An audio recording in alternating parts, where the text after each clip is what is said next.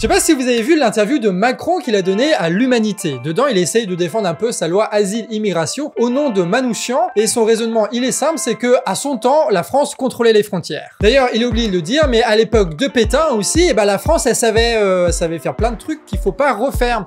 Du coup, le raisonnement, il est pas ouf, en fait. Bon, bah tant pis, hein, aujourd'hui, on est le mercredi 21 février, et puis bah tant qu'à faire, on va parler d'actu réfractaire un petit peu, mais on va commencer avec un peu de glamour. Taylor Swift est toujours en tournée The Eras Tour, qui connaît un petit retournement de situation ce dimanche à Melbourne. En effet, la tournée de Taylor Swift vient de devenir la tournée la plus lucrative de tous les temps, en atteignant 2 milliards de dollars de recettes. Et j'ai bien dit recettes, hein, donc les bénéfices, c'est quand tu enlèves tout ce qui a été payé. Et sur cette recette, Taylor Swift a versé des primes à toute son équipe technique, des traiteurs, des danseurs, pour un total de 55 millions de dollars et 100 000 dollars pour chaque chauffeur de camion qui l'a accompagné, en précisant que sans leur travail, la tournée n'aurait pas pu avoir lieu. Et donc forcément que les bénéfices n'auraient pas pu se faire, donc ils méritent une part des bénéfices. Ce qui montre bien que les profits que certains accumulent sont en réalité le travail des gens, et que bon bah voilà quoi, ce sera bien de mieux répartir tous ces trucs-là, non? Pour vous donner une idée, 2 milliards de recettes, ça équivaut à 100 millions de SMIC. Allez, on retourne un peu dans la politique là, vous l'avez peut-être entendu, Bruno Le Maire a dit qu'il va falloir faire des économies, 10 milliards sur le budget de l'État. Il s'avère que l'État prévoit d'emprunter en 2024 la somme vertigineuse de 285 milliards d'euros nets au marché financier pour couvrir ses dépenses et ses déficits.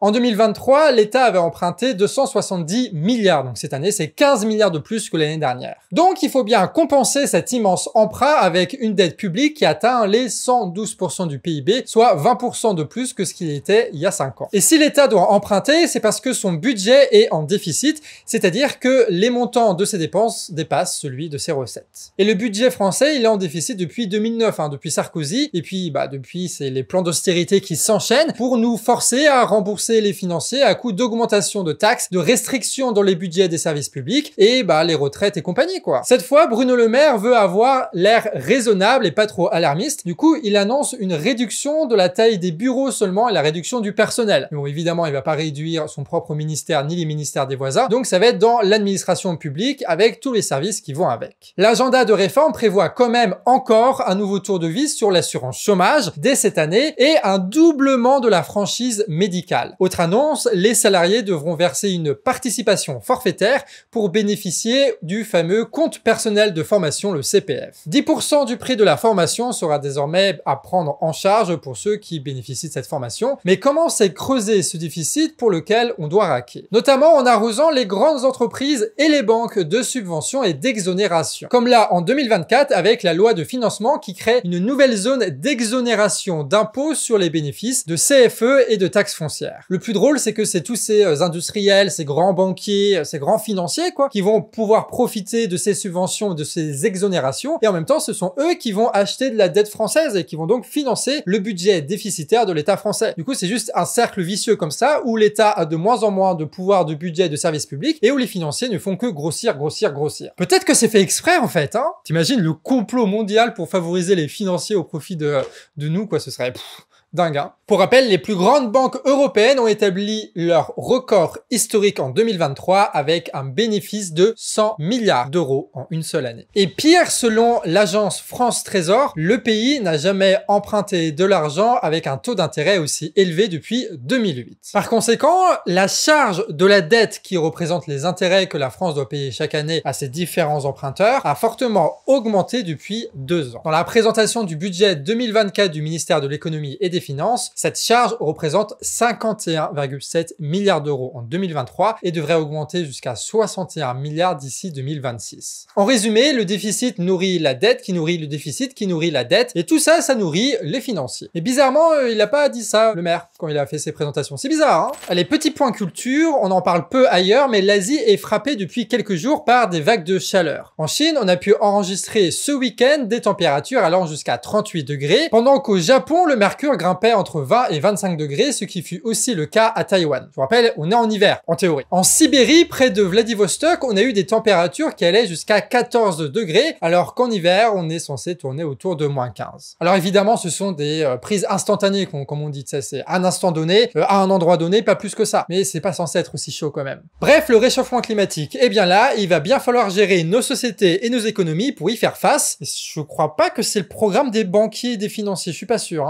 Aujourd'hui, on est mercredi, et donc comme tous les mercredis, on va faire une petite chronique internationale. Et aujourd'hui, Déby a décidé de nous parler de la Palestine en se focalisant un petit peu sur les enjeux égyptiens. Un peu de contexte, tu as l'État israélien qui continue d'attaquer Rafah, le dernier refuge de Gaza pour 1,5 million de Palestiniens, tandis que des images satellites révèlent que l'Égypte construit des murs de 7 mètres de haut dans la région du Sinaï, la plus longue frontière avec Gaza, en prévision d'un éventuel exode. Le projet est supervisé par le génie militaire et bénéficie d'une forte présence sécuritaire, bien que le chef des services de communication de l'État égyptien ait nié son existence. Vendredi, le ministre de la Défense israélien Yoav Gallant a assuré que Israël n'a pas l'intention d'évacuer des civils palestiniens vers l'Égypte et de ne pas mettre en danger les accords signés en 1978 avec le Caire. Sauf que à côté, l'armée israélienne n'a pas révélé de plan pour prendre en charge les Palestiniens dans le nord de l'enclave qui a été réduite en état de ruine. Dimanche, Emmanuel Macron et le président égyptien Al-Sisi ont exprimé leur ferme opposition à une offensive israélienne à Rafah ainsi qu'à tout déplacement de la population vers l'Égypte, sauf que ces condamnations, comme d'habitude, elles ont été accompagnées d'aucune sanction, du coup c'est un peu du blabla quand même. On peut se demander donc pourquoi est-ce que l'État français soutient l'État égyptien, et on peut faire des hypothèses liées au fait que l'État égyptien est le premier État importateur d'armes françaises en 2021. De nombreux contrats entre les deux pays ont été tenus secrets, et on n'en saurait rien si ça n'avait pas été révélé par le média Disclose, qui nous ont fait fuiter des contrats notamment à 4 milliards de dollars pour des avions de chasse militaires. Voilà, tout ça. Donc tu as l'État égyptien qui doit de l'argent à l'État et aux industriels français, sauf que problème, tu as l'agence états-unienne Moody's qui dit que l'Égypte risque de ne pas rembourser sa dette extérieure, ce qui pourrait compromettre les contrats et futurs contrats très juteux de l'industrie française, ce qui explique donc la politique de Macron qui essaye de sauver un petit peu le pognon de ses industriels. D'ailleurs, le massacre organisé par Israël contre les Palestiniens a des conséquences dévastatrices aussi pour l'économie égyptienne, et notamment sur les revenus de l'un des piliers de l'économie égyptienne, le canal de Suez. Cette rente constitue près de 10 milliards de dollars de revenus par an pour le pays. Le canal de Suez, c'est ce passage qui relie la Méditerranée à l'océan Indien et qui permet donc un gain précieux pour tous les transporteurs. Sauf que tu as les attaques rebelles des Houthis du groupe Ansar Allah qui sont nombreuses et qui attaquent directement les bateaux qui passent par le détroit de Suez, et qui fait que les bateaux sont obligés de passer par la Corne d'Afrique, donc de faire un très grand détour et de ne plus payer la taxe pour l'État égyptien. En janvier, donc, les recettes de ce canal a chuté de 40 à 50%, mettant en péril l'économie déjà très fragile de l'Égypte, selon le président égyptien. L'Égypte est aussi un pays qui est touristique, une bonne partie de son économie est basée là-dessus, sauf que problème, tu as les Ukrainiens et les Russes qui représentaient jusqu'alors 40% des touristes, et ils viennent plus beaucoup en Égypte à cause de la guerre. Et donc là aussi, c'est une grosse perte de revenus pour l'économie du pays. Par ailleurs, avec les bombardements pleuvant sur la bande de Gaza, les annulations s'enchaînent et les réservations touristiques sont en chute libre. L'Égypte est le premier importateur de blé au monde aussi. Ses fournisseurs, ce sont la Russie, l'Ukraine et la Roumanie, dont elle importe chaque année plus de 10 tonnes. Les chaînes d'approvisionnement depuis l'Ukraine ont été rompues par les bombardements russes, et face à ce risque d'insécurité alimentaire, l'Égypte a augmenté ses importations depuis la Russie, tout en important désormais depuis l'Europe et l'Inde. Mais tout cela a un prix plus élevé, ce qui déséquilibre sa balance commerciale et la contraint à réduire les importations pourtant nécessaires. Dans une telle situation économique pesant sur la vie de la population, le régime craint une explosion sociale contre la hausse des prix, ce qui s'est déjà passé pour le printemps arabe il y a quelques années. Il y a 10 jours, le gouvernement égyptien a voté une loi pour renforcer le rôle de l'armée dans le maintien de l'ordre. L'armée assurera donc la sécurisation des grands réseaux routiers, il faut lire entre les lignes, des champs de pétrole et de toutes les infrastructures vitales du pays, justement pour éviter les mobilisations. De plus, les prix alimentaires ont explosé dans les marchés noirs qui seront désormais, en tout cas ils vont essayer d'être régis par les tribunaux militaires. Une crise alimentaire alors que l'agriculture égyptienne est assez renommée, notamment avec le Nil, vous savez, qui dépose un limon fertile et qui permet depuis des années aux Égyptiens de se nourrir. Bref, toutes ces informations, on l'espère, vont vous permettre de comprendre un petit peu plus ce qui se passe avec l'Égypte, avec sa diplomatie avec Israël et l'État français qui met un peu son nez là-dedans. J'espère que ça vous a plu. plu. Demain, dans la prochaine chronique internationale écrite par Déby, on va s'intéresser à ce qui se passe au Liban et l'escalade militaire qui est en train de devenir vraiment sérieuse et de dégénérer. C'est une fin de vidéo pour nous et une fin de journée pour vous si vous regardez ça ce soir. Profitez en tout cas pour vous faire un bon petit plat. Mettez en commentaire les recettes que vous allez vous faire. Moi, normalement, je vais manger une salade, je pense. Avant, je mangeais vraiment que des légumes avec plein de gras et là,